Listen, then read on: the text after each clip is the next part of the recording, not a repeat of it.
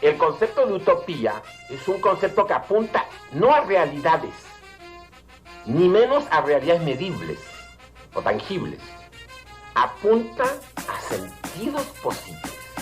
Sueño de tomar e de desasir, e es mi patria donde vivir e morir. A grande tarefa nossa de passar pelo mundo é exatamente a da briga constante, permanente, pela busca do ser mais. Cállate, indio, nada más dijo los mestizos.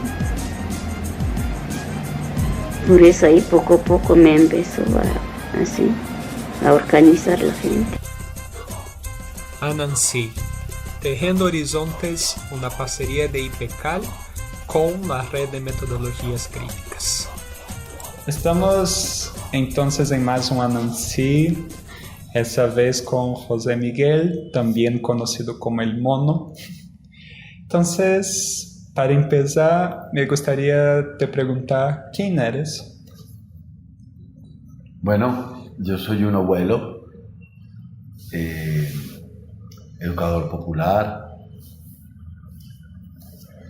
vinculado ya en esta época, en este momento, estamos en la fase final de un momento que puede ser histórico en el país, o que ya es un momento histórico, que es la emergencia de una fuerza política, de un movimiento, de una expresión en el marco de esta democracia formal y restringida que hay, que un proyecto que se denomina el Pacto Histórico, que condensa buena parte de las luchas insurgentes de los años 70, que condensa el proceso constituyente de 1991, que abre una constitución de derechos, y que condensa fundamentalmente la búsqueda de materializar unas paces improbables, frutos de las negociaciones políticas de las insurgencias con el Estado, y que además de eso tiene el espíritu de las movilizaciones de 2019, 2020, 2021, que condensa además la fuerza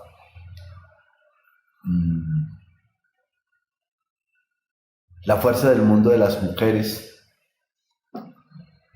de la demanda de ese goce de derechos desde sus cuerpos y desde sus subjetividades, e igualmente de las juventudes, de las primeras líneas. Que ese proyecto esté a 3 días de ganar las elecciones. Y que eso suceda en Macondo es una cosa absolutamente extraordinaria. Porque, para decirlo en términos de Gabo, de García Márquez, de nuestro Nobel, sería casi como el milagro de que los descendientes de Aureliano Buendía tengan una segunda oportunidad sobre la tierra. No jugamos eso, y de alguna manera, entonces, de manera particular, para mí, esas condensaciones me habitan. Yo voy a cumplir 60 años, empecé mis militancias más o menos a los 15, es decir, se condensan 45 años de vivir con mucha intensidad los tiempos políticos que han corrido por este país, en la insurgencia, en la vida armada, en la negociación política, en el mundo cristiano de la teología de la liberación, en el proceso constituyente, en el movimiento estudiantil, en el trabajo con las diversidades sexuales, estéticas, políticas, corporales a las que hemos asistido. Y bueno, aquí estoy en ese espacio como educador popular, como actor político, como asesor político, como responsable de temas de campaña. empiezas nombrando justamente como abuelo y educador popular. Y nos trae esa idea de ese condensado histórico que surge en esa emergencia. Un condensado de la historia de Colombia, pero también de tu propia historia. ¿Qué de lo que está surgiendo de ese condensado histórico te permite pensar desde esa posición que tú nombras como abuelo y educador popular? Yo creo que tiene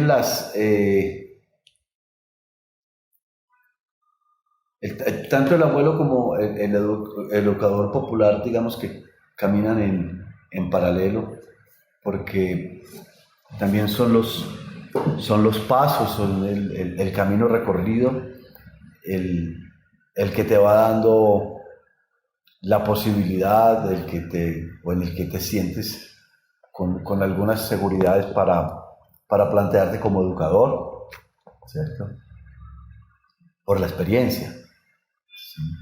Y también son los años los que, por la experiencia, que te dan la posibilidad de reconocerte como abuelo, más allá de un tema biológico, que ya es bastante, sino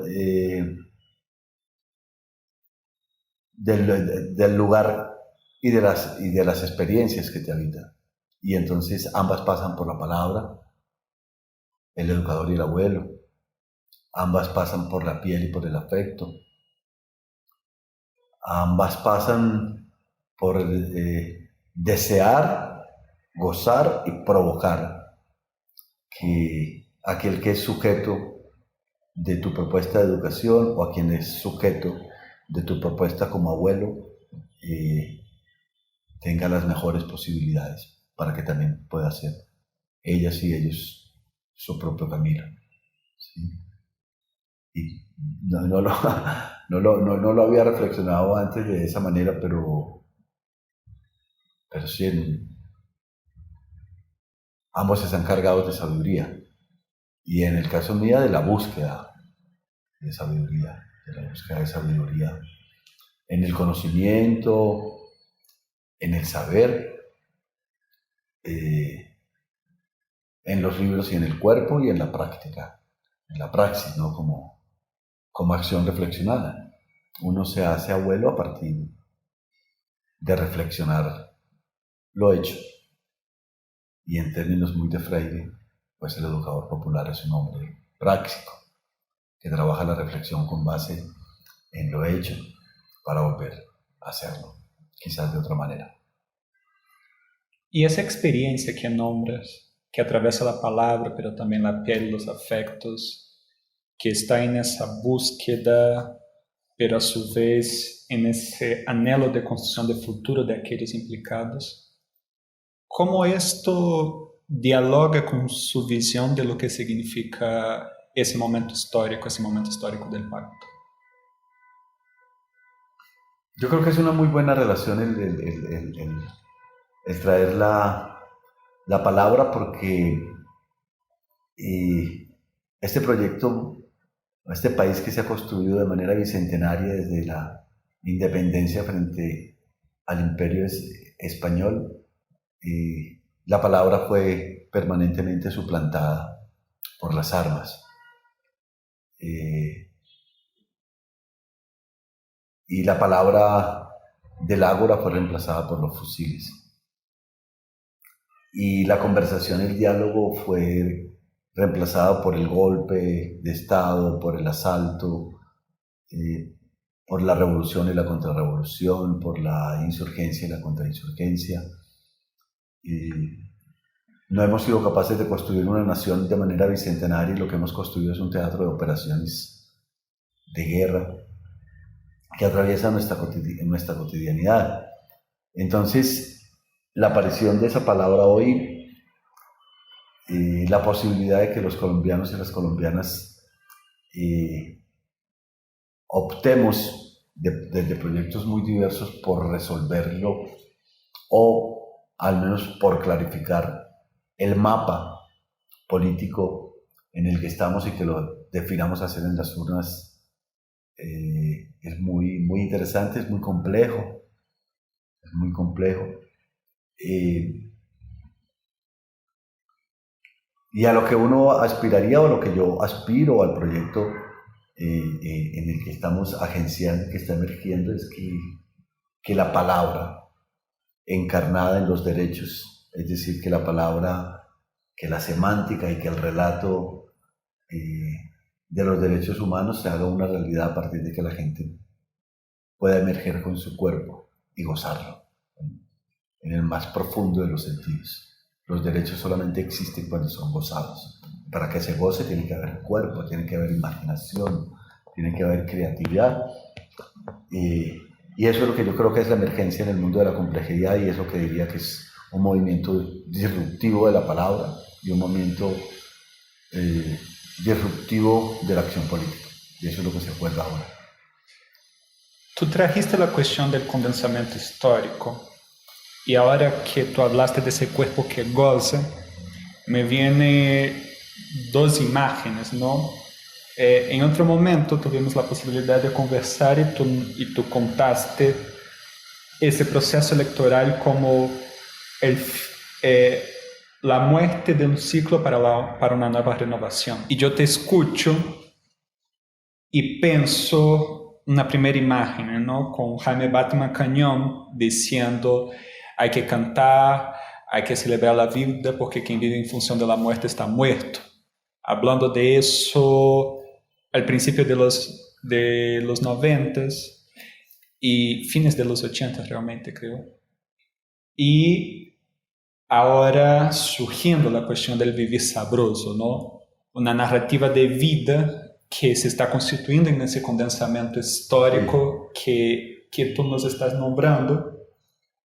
Y a ti, como un abuelo educador que le tocó vivir ese tránsito, ¿qué crees que se está construyendo en ese proyecto, en esa emergencia, más allá del resultado de las urnas que podamos ver ese domingo? Yo creo que hemos asistido a ser tejedores, pero no nos habíamos visto como tales, ¿sí? El M19, que es la organización a la que yo participé en la insurgencia, tiene unas características que son mejor comprendidas hoy. El M19 nace, entre otras, como una respuesta simbólica y en armas frente a un fraude electoral que se produce el 19 de abril de 1970. Y un grupo de jóvenes, de hombres y de mujeres provenientes de diferentes proyectos particulares o colectivos deciden levantarse en armas proclamando un proyecto por la democracia. Y eso ya era una ruptura monumental, o sea, discutir el proyecto de la democracia hoy es un lugar común, ¿sí? Pero en los años 70, en el mundo de las izquierdas, ese no era el proyecto. El proyecto pasaba por una dictadura del proletariado, pasaba por una propuesta de orden comunista, pasaba por un proyecto de orden socialista que expresaba en contextos latinoamericanos y en otras partes del mundo, expresaba también, digamos, en territorios propios,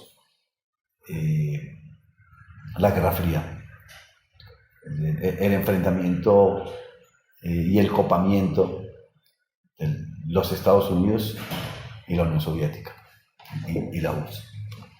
Y lo que hace disruptivo al M19 es eso, en ese momento, 1973, 74, como respuesta, lo primero es que esta organización emerge en una lucha por la democracia en armas, ¿sí? Dentro de un proyecto de democracia formal, de Estado formal, que es lo que existía y sigue existiendo en el país, pero no recurren de manera simbólica a la hoz y al martillo, sino que lo que hace es recuperar la espada de Bolívar, del Libertador, y plantear un proyecto nacionalista latinoamericano. Construye un proyecto de nación latinoamericana. Y entonces pone la espada de Bolívar. Pero adicionalmente dice, en contextos como estos, nuestra bandera no es una bandera roja con una estrella amarilla, sino que nuestra bandera es la bandera de Colombia. Es un proyecto nacionalista bolivariano. Y adicionalmente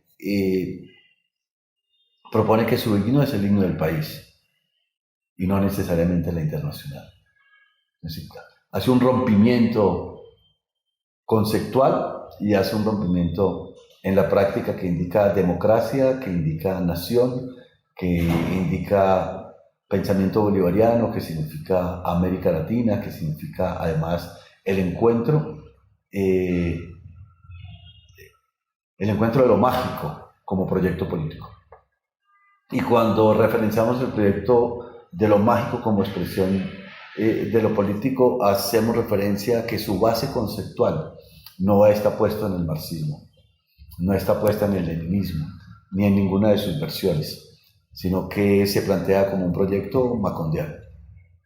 Y la mejor expresión de eso es que cuando tú ingresas al M19 y preguntas cuál es la línea básica, te entregan 100 años de soledad.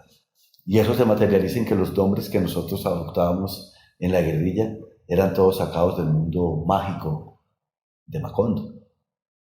Una relación muy fuerte con eso, y hace que entre la magia. Hace que entre la magia de Melquiades. Y se incorpora el pensamiento indígena, se incorpora el pensamiento negro, como una propuesta de colonial. O sea, no solamente era una propuesta antiimperialista, sino una propuesta de colonial que pone en cuestión los presupuestos del mundo hegemónico blanco, patriarcal y falocrático y colonial, que también se vive en la Unión Soviética, o que se vivió en la China, o que se vivía de otras maneras. Entonces, pero creo que el rompimiento mayor se provoca cuando el comandante general Jaime Bateman y algunos de los fundadores rompen con la tristeza y la nostalgia como proyecto, y lo que se plantean es que la revolución es una fiesta. La fiesta de la revolución, la fiesta de la pelea, la fiesta de la guerra.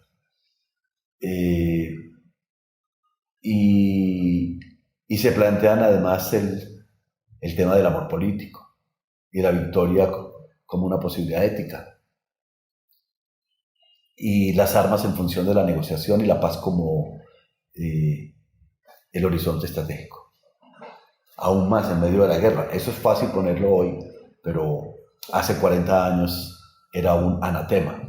Lo que hoy llamaríamos, Joao, una propuesta disruptiva. El nombre no existía, al menos para nosotros, pero esa es la disruptividad. Entonces es muy interesante cómo esas armas pasaron en una lucha por la democracia, por un proyecto de nación, por un orden latinoamericano, por un orden bolivariano, por un orden decolonial, ¿sí? En función de la negociación y en función de la paz, y en construir una nueva constitución. Y se logró ese proceso hacia inicios del años 90, y se produce la constitución de 1991. Luego viene la discusión de cómo esa constitución del 91 se goza, cómo gozar los derechos. Pero eso lo aprendimos de la Corte Constitucional. La Corte Constitucional dice que los derechos solamente existen en el momento en que se gozan, no en que se nombran, y se goza con el cuerpo. ¿Sí? Y nos encontramos ahora en esta elección en que una mujer de extracción popular, pobre, negra, que como ella dice, sus ancestros y sus abuelos, en el marco de haber sido esclavizados, perdieron las huellas digitales de sus manos, se convierte en la candidata vicepresidencial de Gustavo, que es el candidato presidencial, pero no porque haya una designación del presidente, sino porque ella acepta participar en en una disputa electoral y al sacar la segunda votación se convierte en la candidata vicepresidencial y construye un lema. ¿Sí? Un lema que viene de lo más profundo del dolor, pero lo más profundo de la libertad. Son palabras de ella, es función de la libertad. Y nos invita a que la libertad es para vivir sabroso. Y entonces, sabroso sabe a sancocho de pescado, ¿verdad? En el Pacífico. Pues era lo que decía Jaime Bateman, que tú lo conoces bastante bien. ¿De qué se trata construir una nación? De hacer un sancocho. Para quien nos escucha, unos ponen la papa, otros ponen la yuca, otros ponen el ñame, el otro ponen la carne, el otro ponen el pescado, el otro ponen el linamento. De tal forma que lo que yo veo en esta propuesta de ahora, no es poético, puede que sea muy poético, pero es evidente es que lo que estamos asistiendo en esa dupla Petro, históricamente, viniendo del M-19 y Francia, emergía de los movimientos populares negros, raizales de la tierra profunda, es una danza entre la alegría y lo sabroso. A eso es lo que nos jugamos. Pero si no ganamos, también puede ser un trago muy amargo, muy largo. O sea, he contado en estos 10 minutos un largo proceso de 30 años, de 15, 42, 45 años ya. Yo no creo que este país tenga la capacidad de esperar 30 años más. Termina un ciclo el domingo, un ciclo histórico, y se abre otro. Y yo creo que se va a abrir. Creo, apuesto, peleo, y ya a mis 60 años creo que hay un ciclo que vamos a terminar victorioso. Se abre otra puerta para que lo nuevo que está en las mujeres, en los indígenas, en los negros, en las madres, en las juventudes, se exprese de otra manera. Y para abrir posibilidades, ¿no? Tú hablas de la cuestión de la victoria con una posibilidad ética como uno de los rescates históricos del M, y me hace acordar también que algo que Jaime Bateman decía es que hay que saber vencer y convertir en victoria mismo lo que por veces se ve como derrotas. Sí.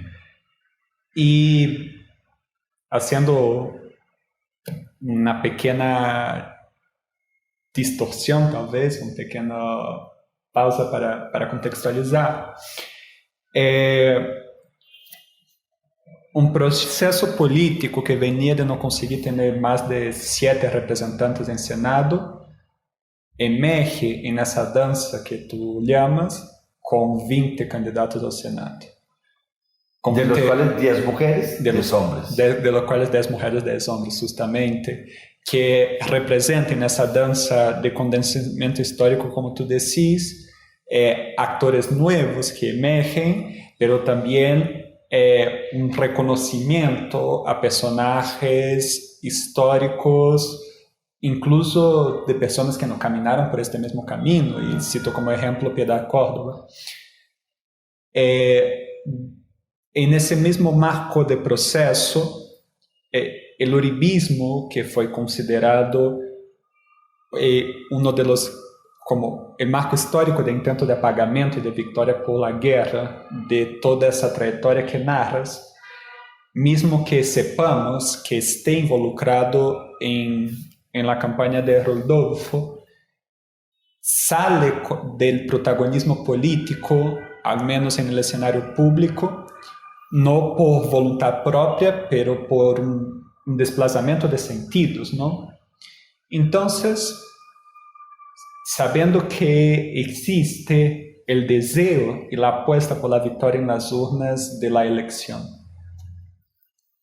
¿cuáles son las otras victorias posibles que emergen de esa danza? El 13 de marzo estuvimos en las elecciones del Congreso, sacamos el 20% del Congreso, pero veníamos de ser menos del 5% del Congreso, históricamente, no solamente en la inmediatamente anterior. Luego vamos a la elección, a la primera vuelta presidencial. Nuestro binomio Gustavo Petro y Francia Márquez alcanzan un poco más del 40% de la votación. ¿Sí? El segundo, que es Rodolfo Hernández, 28, y el tercero como 20. ¿Sí? Y fuimos incapaces de leer la victoria. Ganamos 40-28 y no hubo convocatoria a la alegría. ¿Sí? Eso da cuenta de una forma de pensar en que la victoria, somos incapaces de leer la victoria. ¿Sí? Y apenas ahora estamos recuperándonos de esa forma de pensar. Hemos dicho, pero no tiene ningún sentido que no celebremos la victoria. Porque nos negamos a la fiesta. ¿Sí? Hemos sido históricamente negados a la fiesta. Y entonces yo volvería al llamado de Jaime Bateman. El pueblo está detrás de un proyecto que le permita celebrar la vida, celebrar el cuerpo, celebrar la subjetividad, celebrar el amor. Un poco lo dice Gustavo Petro, es necesario el que el amor político también dance. Y para decirlo en términos de nosotros, la mayor fiesta que existe es la espiritualidad, y la espiritualidad también necesita bailar. Entonces, nuestra política tiene que recuperar el espíritu de la danza, el espíritu del cuerpo, el espíritu de lo colectivo, ¿sí? el espíritu de satisfacer otro tipo de posibilidades. Y hoy estamos a solo unos pocos días de que ese espacio de la fiesta pueda darse, más allá de los banquetes del VIP, ¿sí? Cómo salimos del VIP, del very important personal, que también se está metiendo en estas viejas izquierdas, ¿sí? A recuperar el ágora para la discusión y para la danza. No hay política sin cuerpo.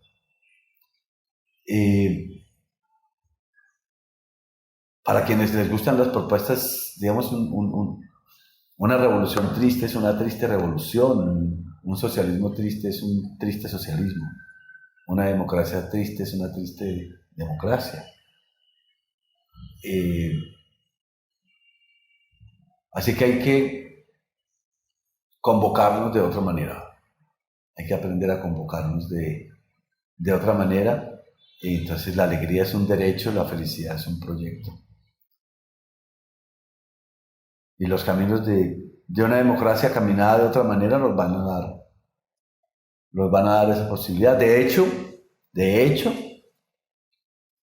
en tu pregunta está llena de un reconocimiento de que la victoria que ya se ha conseguido una victoria. Lo otro es un resultado electoral. Y hay victorias que son muy importantes, o sea, 20 años del uribismo fueron puestos en cuestión en las urnas. ¿Sí? Así trata de encarnarse en Rodolfo. Es un hecho que el uribismo, al menos en estas elecciones, ha sido derrotado electoralmente. ¿Sí? Y a eso hay que darle la dimensión que debe tener, porque es frente a unos medios de comunicación absolutamente privatizados en función del capital y del mercado, un gobierno altamente vinculado a las propuestas electorales que nos albersan, y en medio de todo eso, ahí sí seguimos puntuando en las encuestas y en las posibilidades. Una penúltima pregunta. Y en el marco de todo eso, de ese proyecto de alegría, de felicidad, ¿cuál es el lugar de la educación?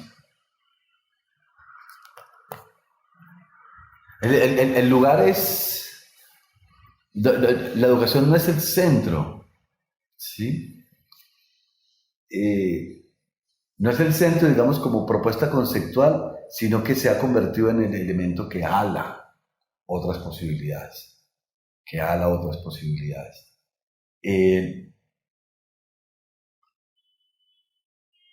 Y como propuesta de gobierno, ¿cierto? Como propuesta de gobierno, Gustavo y Franz han dicho, no es posible transformar este país a que se convierta en potencia de la vida y potencia de paz y potencia de democracia sin que el conocimiento haga parte del proyecto político. Entonces el conocimiento es un elemento central. No solamente la educación, sino el conocimiento. Y ahí de manera decolonial necesitamos una nueva conversación entre aquello que reconocemos como conocimiento y aquello que intenta reconocerse como saber.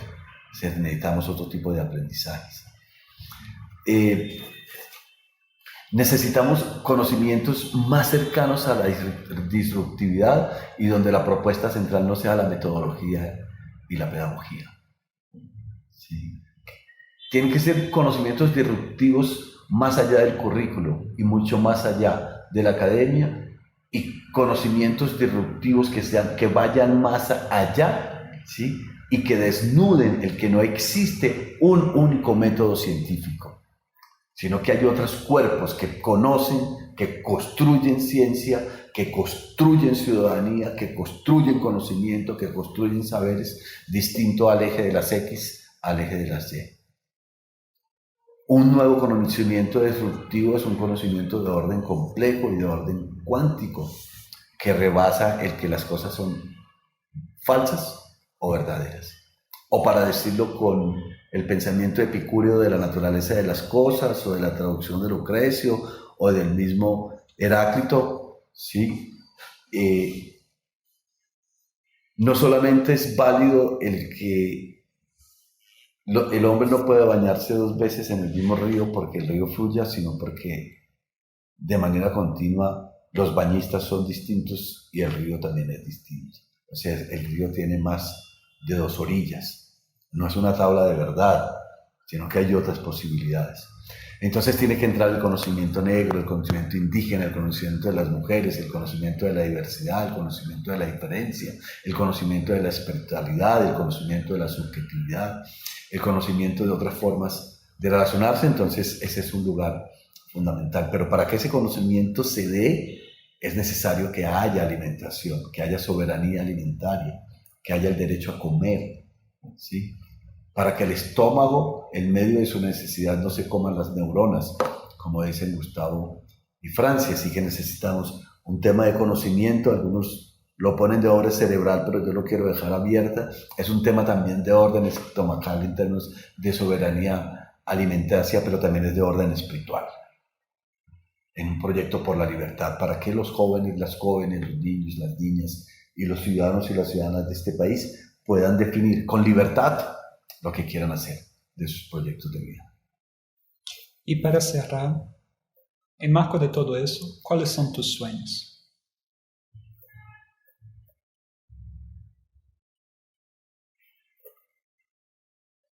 Yo tengo tengo muchas dificultades para los sueños y los proyectos individuales, porque siempre he pertenecido a proyectos de orden colectivo. Pero sueño con ser un abuelo y un educador popular que le sea permitido acompañar a las juventudes a conducir este país a otro lugar. Yo estoy convencido que la propuesta la han ganado las juventudes, reconociendo el trayecto histórico que traemos muchas y muchos, pero el lugar que quisiera es el lugar de un abuelo, el lugar de un educador popular que acompaña.